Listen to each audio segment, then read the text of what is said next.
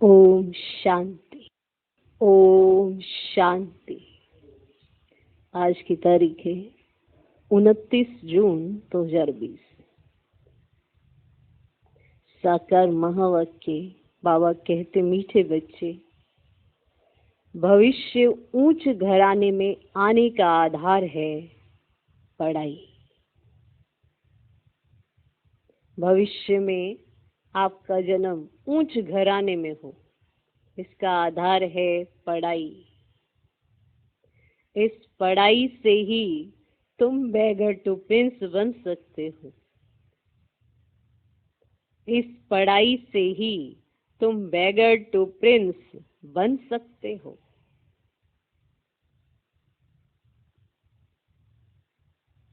बाबा कहते, मीठे बच्चे, भविष्य ऊंच घराने में आने का आधार, हमारा जन्म भविष्य में ऊंच घराने में हो, उसका आधार है पढ़ाई।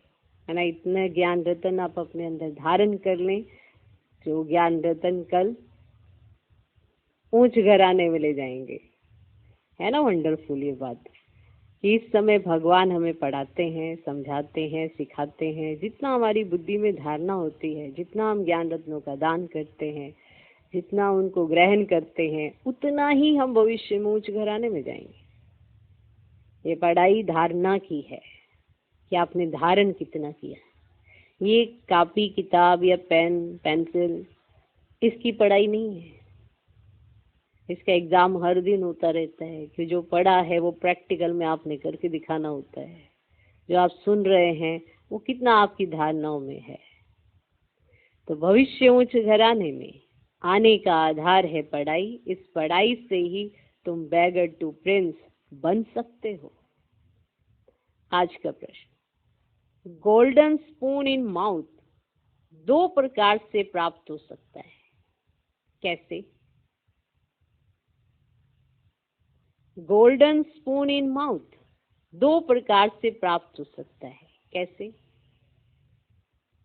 उत्तर, एक, भक्ति में दान पुण्य करने से। क्योंकि जब तक बाप नहीं आया है तब भी अगर ऊंच घराने में जाना है तो दान पुण्य करना होता है, वो भावना रखनी होती है। और जब बाप आ जाता है, भक्ति का फल देता है ज्ञान, तो फिर ज्ञान का दान पुण्य करना होता है। वंडरफुल बात है कि अभी हम डायरेक्ट उस चीज की प्राप्ति कर सकते हैं। पहले इनडायरेक्ट, क्योंकि समझ नहीं थी, तब भी भगवान ने दिया। तो एक, भक्ति में दान पुण्य करने से, दूसरा ज्ञान में पढ़ाई से। माना गोल्डन स्पून इन माउथ दो प्रकार से प्राप्त होता है। तो भक्ति मार्ग में भी गोल्डन स्पून इन माउथ, जैसे हद का किसी को वर्षा मिलता है, कोई राजा के घर में जन्म ले लेता है, कोई ऊंच कुल में जन्म ले लेता है, तो उसने कर्म ऐसे किए। लेकिन ऐसे कौन से कर्म किए? उसकी जो भावनाएं रहती हैं, उसकी जो वृत्ति रहती है, वो दातापन की होती है, इसलिए दान पुण्य करता है।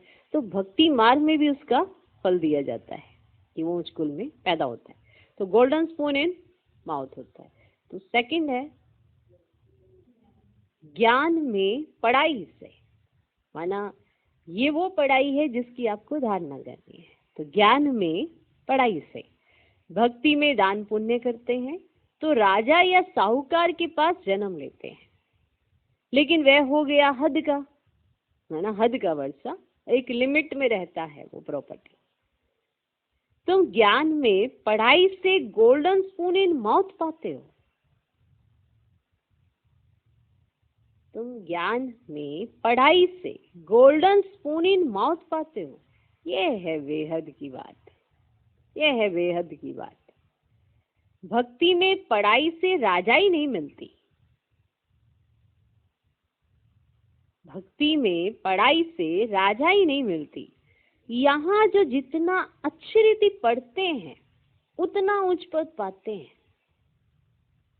इसे याद रखना, पढ़ना माना धारणा, धारण करना। जो पढ़ रहे हैं, जो सुन रहे हैं, वो धारणा में होना चाहिए। सही मायने में वही पढ़ाई है। तो यहाँ जो जितना अच्छी रीति पढ़ते हैं उतना उच्च पद पाते हैं। तो दो प्रकार से गोल्डन स्पून इन माउथ मिलता है। एक हद का वर्षा मिलता है भक्ति मार्ग में दान पुण्य करने से, और एक बेहद का वर्षा मिलता है ज्ञान रत्नों से, माना ज्ञान को अच्छी तरह से धारण करने से, ज्ञान में माना पढ़ाई से।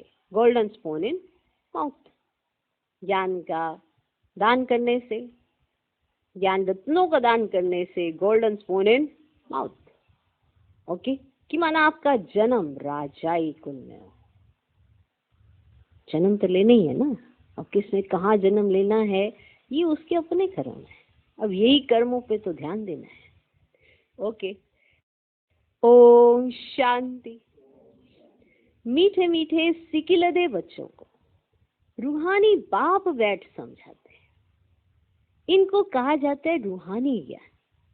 बाप आकर भारतवासी बच्चों को समझाते हैं, अपने को आत्मा समझो और बाप को याद करो। ये बाप ने खास फरमान किया है तो वह मानना चाहिए ना। ऊंच से ऊंच बाप की श्रीमत मशहूर है। ये भी तुम बच्चों को ज्ञान है कि सिर्फ शिव बाबा को ही श्री श्री कह सकते हैं, वही श्री श्री बनाते हैं। श्री माना श्रेष्ठ। तुम बच्चों को अभी पता पड़ा है कि इन्हों को बाप ने ऐसा बनाया, इन्हों को बाप ने ऐसा बनाया। हम अभी नई दुनिया के लिए पढ़ रहे हैं। नई दुनिया का नाम ही है स्वर्ग अमरपुरी। महिमा के लिए नाम बहुत है, कहते भी है स्वर्ग और नर्क। फलाना स्वर्गवासी हुआ तो गोया नरकवासी थे ना। परंतु मनुष्य में इतनी समझ नहीं। स्वर्ग नरक, नई दुनिया, पुरानी दुनिया किसको कहा जाता है कुछ भी जानते नहीं। बाहर का भवका कितना है। तुम बच्चों में भी थोड़े हैं जो समझते हैं, बरोबर हमको बाप पढ़ाते हैं। थोड़े हैं जो ये बात समझते हैं, और जो ये समझते हैं उनको तो नशा ही कितना चढ़ता है कि बाप हमको पढ़ाते हैं।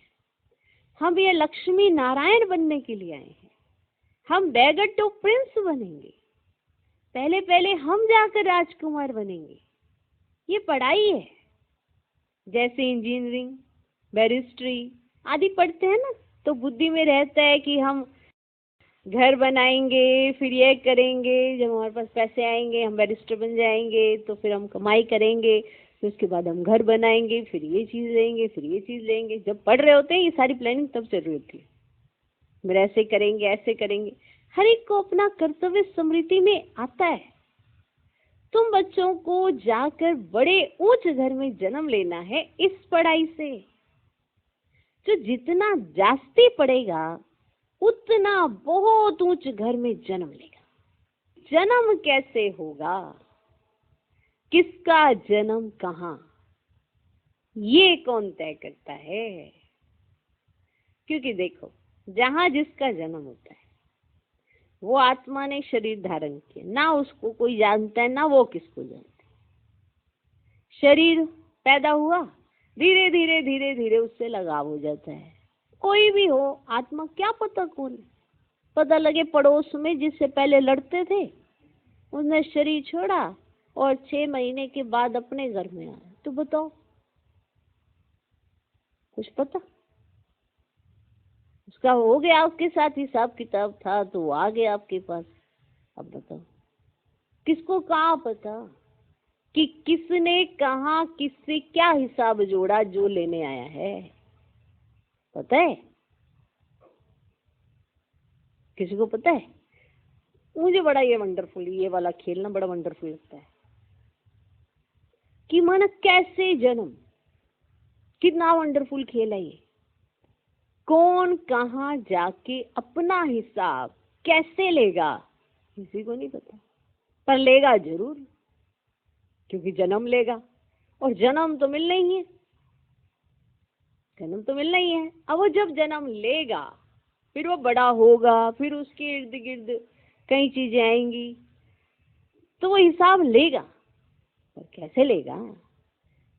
तो कोई बहुत अमीर के घर में पैदा, कोई साहूकार के घर में पैदा, कोई गरीब के घर में पैदा, बेस क्या है?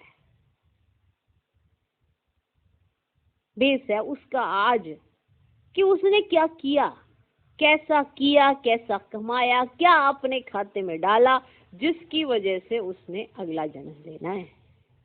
बड़ा ही वंडरफुल खेल है ये भी, विचित्र सा खेल लगता है ये। जन्म जन्म कहाँ, लेखा जोखा 84 जन्मों का साथ लेके हम चलते रहते हैं। वंडरफुल है। इतने सालों तक आप किसी से नहीं मिले होते, अचानक से मिल लेते हो और अचानक उसके साथ पूरा जीवन आपका हिसाब किताब। तो जो जितना जास्ती पढ़ेगा उतना बहुत ऊंच घर में जन्म लेगा। राजा के घर में जन्म ले फिर राजाई चलानी है। गाया भी जाता है गोल्डन स्पून इन माउथ। एक तो ज्ञान द्वारा ये गोल्डन स्पून इन माउथ मिल सकता है, दूसरा अगर दान पुण्य अच्छी रीति करे तो भी राजा के पास जन्म मिलेगा। ठीक, वह हो गया हद का और यह है बेहद का। हर एक बात अच्छी रीति समझो, अच्छी रीति समझो तो हमेशा ना ध्यान अपने पे रहेगा कि मुझे ये नहीं करना जिसकी वजह से हमारा अगला जन्म ऐसे कुछ ऊपर नीचे हो जाए।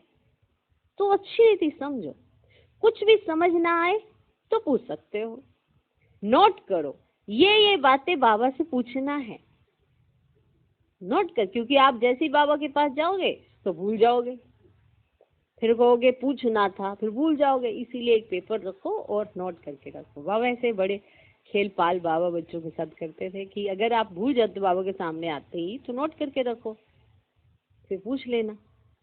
मुख्य है ही बाप के याद की बात, बाकी कोई संशय आदि है तो उनको ठीक कर देंगे। ये भी बच्चे जानते हैं जितना भक्ति मार्ग में दान पुण्य करते हैं तो साहूकार के पास जन्म लेते हैं, जो कोई बुरा कर्म करते हैं तो फिर ऐसा जन्म मिलता है। बाबा के पास आते हैं, कोई को तो ऐसे कर्म बंधन है जो बात मत पूछो, माना ऐसे कड़े बंधन उनके जुड़े हुए हैं कि माना हर घड़ी वो दुखी हैं। तो ये भी तो कर्मों का ही खाता है ना, हर घड़ी दुखी है वो, तो ये कर्म बंधन है। ऐसे बाबा के पास कई बच्चे आते हैं तो उनके ऐसे कड़े कर्म बंधन है जो बात मत पूछो। ये सब है पास्ट का कर्म बंधन जो साथ चला आ रहा है उनके। राजाएं भी कोई ऐसे होते हैं, बड़ा कर्म बंधन कड़ा होता है, ऐसे माना राजाएं भी होते हैं, कड़ा कर्म बंधन होता है, ना चाहते हुए भी कहीं उलझना पड़ता है उनको। तो इन लक्ष्मी नारायण को तो कोई बंधन नहीं, वहां है ही योग बल की रचना। जबकि योग बल से हम विश्व की राजाई ले सकते हैं तो क्या बच्चा पैदा नहीं हो सकता? आप यहाँ योग लगा लगा के प्रकृति को शुद्ध कर रहे हो और राजाई ले लेते हो, चारों तरफ ड्रामा ऑटोमेटिकली घूमने लगता है, तो क्या वहां पे संतान नहीं उत्पन्न होगी योग से? पहले से ही साक्षात्कार हो जाता है। वहां तो एक कॉमन बात है, खुशी में बाजे बजते रहते हैं, बूढ़े से बच्चा बन जाते हैं। महात्मा से भी बच्चे को जास्ती मान दिया जाता है क्योंकि वह महात्मा तो फिर भी सारी लाइफ पास कर बड़ा हुआ है, विकारों को जानते हैं, और छोटे बच्चे नहीं जानते हैं।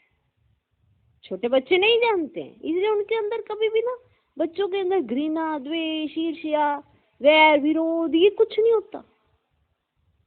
खेलते बोलते माना एक दूसरे के साथ मिक्स हो जाते हैं, ऐसे होते हैं। ऐसे बनना है हमें छोटा बच्चा। अगर आपको लगता है कि बच्चा बनना है तो ऐसा इनोसेंट बनो कि किसी के प्रति आपके अंदर द्वेष नहीं है, घृणा नहीं है, ईर्ष्या नहीं है, वैर भाव नहीं है, ऐसा छोटा बच्चा। तो वो महात्मा को महात्मा कहा जाता है, फिर भी वो पूरा क्रॉस करके विकारों को जीतते हैं। लेकिन जो छोटा बच्चा है वो तो बिल्कुल इनोसेंट है, उसको पता ही नहीं विकार क्या होते हैं। इसीलिए छोटे बच्चे को महात्मा से भी ऊंच कहा जाता है। वहां तो सब महात्माएं हैं सत्युग में। कृष्ण को भी महात्मा कहते हैं, वह है सच्चा महात्मा। सत्युग में ही महान आत्माएं होते हैं, उन जैसे यहाँ कोई हो ना सके। तुम बच्चों को अंदर में बहुत खुशी होनी चाहिए। अभी हम नई दुनिया में जन्म लेंगे, ये पुरानी दुनिया खत्म होनी है। घर पुराना होता है तो नए घर की खुशी होती है ना। कितने अच्छे अच्छे मार्बल आदि के घर बनाते हैं ना, खुशी है ना नया घर बनाने की, तो मार्बल्स लगाते हैं। जैनी लोगों के पास पैसे बहुत होते हैं, वे अपने को ऊंच कुल के समझते हैं। वास्तव में यहाँ कोई ऊंच कुल तो है ही नहीं। ऊंच कुल में शादी के लिए घर ढूंढते हैं, तो ऊंच कुल में शादी के लिए घर ढूंढते हैं, वहां कुल आदि की बात ही नहीं होती। वहां तो एक ही देवी देवताओं का कुल होता है, दूसरा ना कोई। इसके लिए तुम संगम पर अभ्यास करते हो कि हम एक बाप के बच्चे, सब आत्मा है। आत्मा है फर्स्ट, पीछे है शरीर। दुनिया में सब देह अभिमानी रहते हैं, तुमको अभी देही अभिमानी बनना है। ग्रस्त व्यवहार में रहते अपनी अवस्था को जमाना है। बाबा को कितने बच्चे हैं, कितना बड़ा ग्रस्त है, कितने ख्यालात रहते होंगे।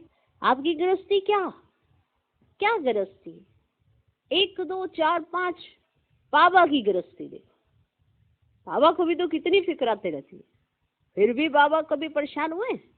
आप 2 4 में ही परेशान हो जाते। सबसे बड़ी गृहस्थी तो बाबा की है ना। कैसे हैंडल करते हैं वो सारी चीजों, नहीं करते।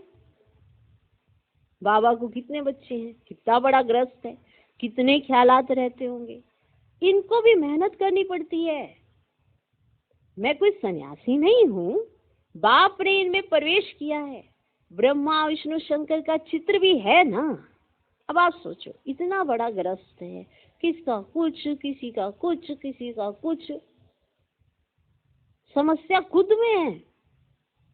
ईर्ष्या, द्वेष, घृणा, बुद्धि का अभिमान, देह अभिमान, ये सारे खुद में है। और नाराज किससे होने वाले? इधर। तो कितना बड़ा ग्रस्त है, कितनी बातें सुननी पड़ती हैं। बातें तो सुननी पड़ती ही हैं। आपके घर में 2 बच्चे, आपको बातें सुनाने से नहीं रहते। यहाँ तो इतने बच्चे हैं, सारी अपने अपने ढंग की बातें सुना के चले जाते हैं। सारा दिन क्वेश्चन मार्क दिमाग में घूमते रहते हैं। ये ऐसा नहीं है, वो वैसा क्यों है, ये ऐसा क्यों है, वैसा क्यों है। उन्हें लाइफ का टेस्ट ही नहीं ले रहे, ब्राह्मण जीवन का। कई बार बड़ा अफसोस होता है, जिंदगी का मजे ही नहीं ले रहे। ऐसी रिलैक्स जीवन तो कभी मिलने वाली नहीं है, और उसी का आनंद नहीं ले रहे हो। तो बाबा को कितने बच्चे हैं, कितना बड़ा ग्रस्त है, कितने ख्यालात रहते होंगे। इनको भी मेहनत करनी पड़ती है। मैं कुछ सन्यासी नहीं हूँ, बाप ने इनमें प्रवेश किया है। ब्रह्मा विष्णु शंकर का चित्र भी है ना। ब्रह्मा है सबसे ऊंच, तो उनको छोड़ बाप किस में आएंगे? ब्रह्मा कोई नया पैदा नहीं होता। देखते हो ना इनको कैसे अडॉप्ट करता हूँ। तुम कैसे ब्राह्मण बनते हो, इन बातों को तुम ही जानो और क्या जाने। कहते हैं ये तो जौहरी था, इनको तुम ब्रह्मा कहते हो। उनको क्या पता इतने ब्राह्मण ब्राह्मणियां कैसे पैदा होंगे। एक एक बात में कितना समझाना पड़ता है। निश्चय नहीं है ना, उनको मालूम नहीं है कि डायरेक्ट ऑलमाइटी अथॉरिटी, डायरेक्ट भगवान आकर इनसे कार्य करा रहे हैं। तो एक एक बात पर कितना समझाना पड़ता है। ये बहुत ये बातें है ना। ये ब्रह्मा व्यक्त व अव्यक्त, ये पवित्र बन फिर अव्यक्त हो जाते हैं। ये कहते हैं मैं इस समय पवित्र नहीं हूँ, ऐसा पवित्र बन रहा हूँ। प्रजापिता तो यहाँ होना चाहिए ना, नहीं तो कहाँ से आए। बाप खुद समझाते हैं मैं पतित शरीर में आता हूँ, जरूर इनको ही प्रजापिता कहेंगे, सूक्ष्म वतन में नहीं कहेंगे। वहां प्रजा क्या करेगी?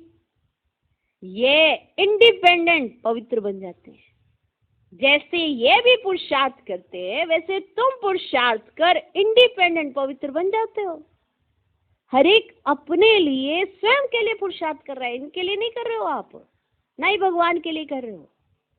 हर एक आत्मा अपने इंडिपेंडेंट अपने लिए पुरुषार्थ कर रही, तो खुद पवित्र बन जाते हो, विश्व के मालिक बनते हो ना। स्वर्ग अलग, नरक अलग है। अभी तो कितना टुकड़ा टुकड़ा हो गया है। 5000 वर्ष पहले की बात है, जबकि इनका राज्य था। वो लोग फिर लाखों वर्ष कह देते हैं। ये बातें समझेंगे भी वही जिन्होंने कल्प पहले समझा होगा। तुम देखते हो यहाँ मुसलमान, पारसी आदि सब आते हैं। खुद मुसलमान फिर हिंदुओं को नॉलेज दे रहे हैं। वंडर है ना, वंडर है ना। समझो कोई सिख धर्म के हैं, वे भी बैठ राजयोग सिखलाते हैं। जो कन्वर्ट हुए हैं वे फिर ट्रांसफर हो देवता कुल में आ जाएंगे। सैपलिंग लगता है। तुम्हारे पास क्रिश्चियन, पारसी भी आते हैं, वो भी आएंगे। तुम बच्चे जानते हो, जब समय नजदीक आएगा तो चारों ओर से हमारा नाम निकलेगा। एक ही भाषण तुम करेंगे तो ढेर तुम्हारे पास आ जाएंगे। एक भाषण तुम करेंगे तो ढेर तुम्हारे पास आ जाएंगे। सबको समृद्धि आ जाएगी। हमारा सच्चा धर्म ये है, जो हमारे धर्म के होंगे वे सब आएंगे तो सही ना। लाखों वर्ष की बात नहीं है। बाप बैठ समझाते, तुम कल देवता थे, अभी फिर देवता बनने के लिए बाप से वर्षा ले रहे हो। तुम सच्चे सच्चे पांडव हो। पांडव अर्थात पंडे, वो है जिस्मानी पंडे, तुम ब्राह्मण हो रूहानी पंडे। तुम अभी वेद के बाप से पढ़ रहे हो। ये नशा तुमको बहुत होना चाहिए। देखो, जिसको नशा उसको निश्चय है, इसीलिए नशा है। वरना बाप कहता रहेगा तुम्हें नशा होना चाहिए, तुम्हें खुशी होना चाहिए। निश्चय में डावाडोल होते हैं तो कहाँ नशा तो कहाँ खुशी। इतना नशा होना चाहिए, क्या मिल रहा है तुमको? हम बाप के पास जाते हैं जिनसे बेहद का वर्षा मिलता है। वे हमारा बाप टीचर भी है। इसमें पढ़ने के लिए कोई टेबल कुर्सी आदि की दरकार नहीं है। जैसे स्कूल में पढ़ाते हैं ना, टेबल कुर्सी सब चाहिए, तो इसमें पढ़ने के लिए आपके पास ऐसे टेबल कुर्सी की तो कोई जरूरत नहीं है ना। ये तुम लिखते हो सो भी अपने पुरुषार्थ के लिए।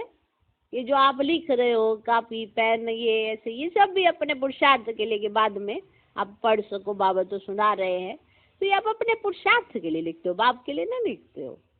तो इसमें टेबल कुर्सी भी नहीं चाहिए, कापी पेन ये रजिस्टर ये डायरियां ये भी नहीं चाहिए। ये सब अगर लिख भी रहे हो तो अपने पुरुषार्थ के लिए। वास्तव में ये सब समझने की बात है। वरना जिसको समझ आ गई ना, उसको आ गई समझ। मूल समझ लो, मूल कौन है वो, क्या करने आए हैं, क्या बनाने आए हैं तुमको, और क्यों सिखा रहे हैं तुम्हें, उन्हें क्या मिलेगा। महिमा कर दोगे? अरे वो तो महिमाओं से भी परे है। क्या अपने तुझ मुंह से हम क्या महिमा कर लेंगे उनकी? जो वो हैं ये आप समझ लो, बस इतना ही उनके लिए काफी है। यही उनके लिए महिमा है कि आपको समझ आ जाए कि वो कहना क्या चाहते हैं। वास्तव में ये समझने की बात है।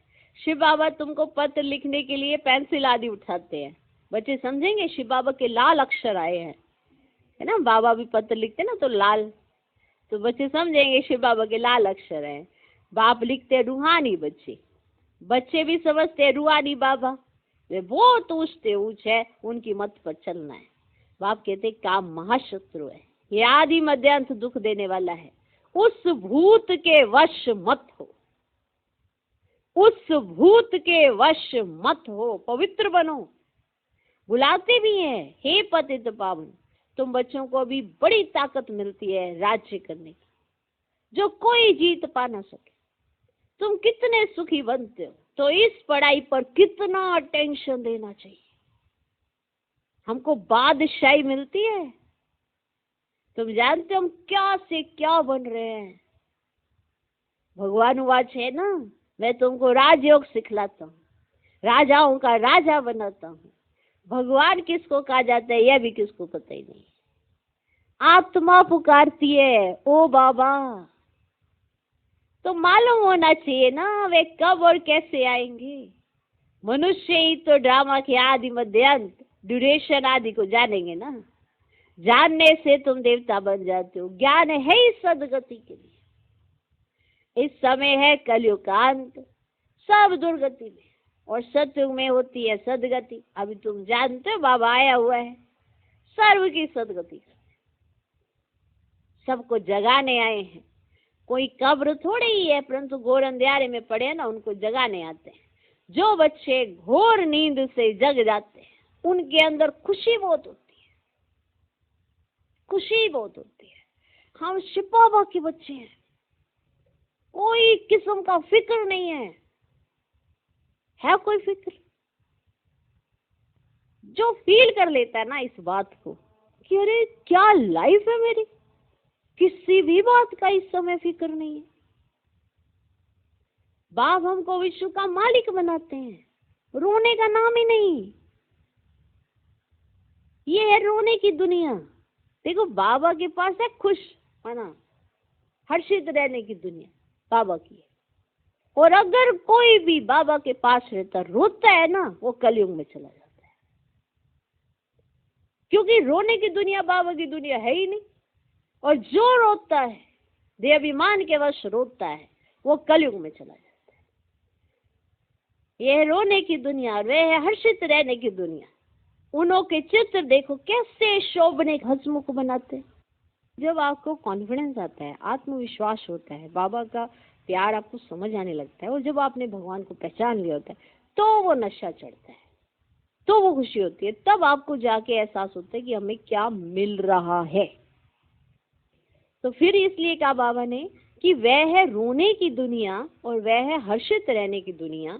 उनों के चित्र देखो, देखो चित्र कैसे शोभनिक हंसमुख बनाते हैं, हमेशा ऐसा दे। वह फीचर्स तो यहाँ निकाल ना सके, बुद्धि से समझते हैं। इन जैसे फीचर्स देखने में आते हैं। तो मीठे मीठे बच्चों को अभी स्मृति आई है कि भविष्य में अमरपुरी के हम प्रिंस बनेंगे। इस मृत्यु लोक को, इस भंभोर को आग लगनी है।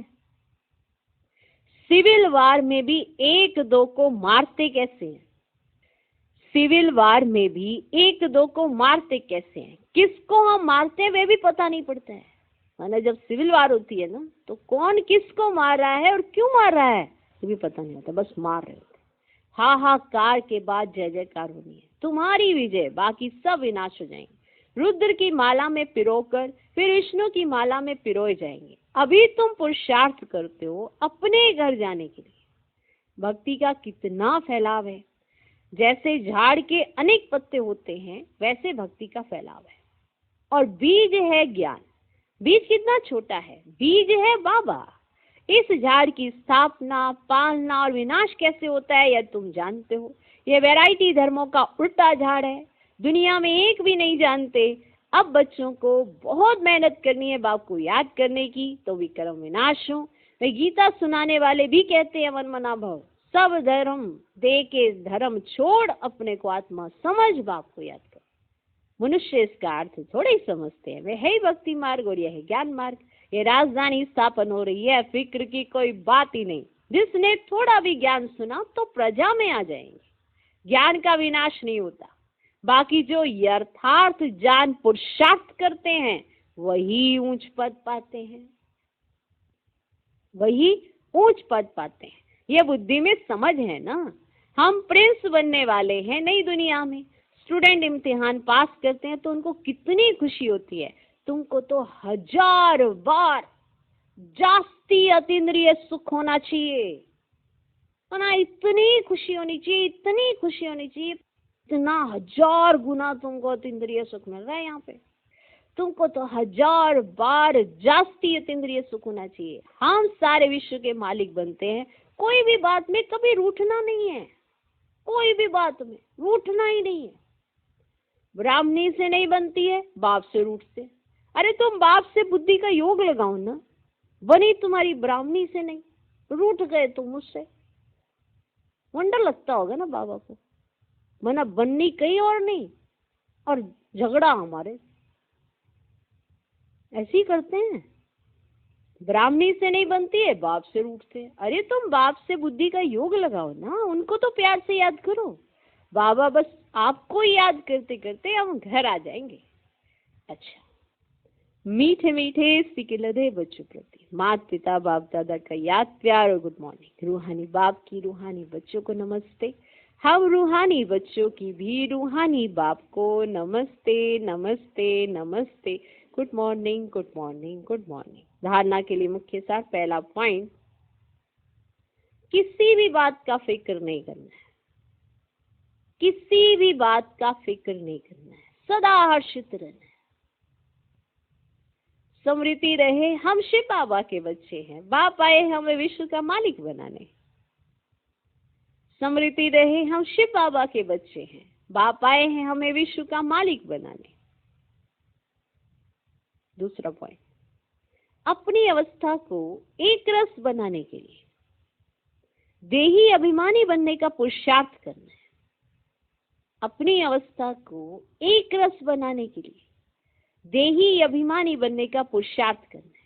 इस पुराने घर से ममत्व निकाल देना है, इस पुराने घर से ममत्व निकाल देना है। आज का वरदान, बंधनों के पिंजड़े को तोड़कर बंधनों के पिंजड़े को तोड़कर जीवन मुक्त स्थिति का अनुभव करने वाले सच्चे ट्रस्टी भव। बंधनों के पिंजड़े को तोड़कर जीवन मुक्त स्थिति का अनुभव करने वाले सच्चे ट्रस्टी भव। शरीर का व संबंध का बंधन ही पिंजड़ा है। पिंजड़ा है ना। फर्ज अदाई भी निमित्त मात्र निभानी है। अगर कहीं पर आपको फर्ज अदाई करनी होती है तो निमित्त मात्र निभानी है, लगाव से नहीं। तब कहेंगे निर्बंधन। इन्हीं लगाव से आप जाके अपना फर्ज अदा कर रहे हो तो आप बंधन में फंस जाओगे। फर्ज अदाई भी निमित्त मात्र निभानी है, लगाव से नहीं। तब कहेंगे निर्बंधन। जो ट्रस्टी बनकर चलते हैं वही निर्बंधन है। यदि कोई भी मेरापन है तो पिंजड़े में बंद है। अभी पिंजड़े की मैना से फरिश्ते बन गए, इसलिए कहाँ जरा भी बंधन ना हो। मन का भी बंधन नहीं, क्या करूं, कैसे करूं, चाहता हूं, होता नहीं, ये भी मन का बंधन है। जब मर्जीवा बन गए तो सब प्रकार के बंधन समाप्त। सदा जीवन मुक्त स्थिति का अनुभव होता रहे। आज का स्लोगन, संकल्पों को बचाओ तो समय बोल सब स्वतः बच जाएंगे।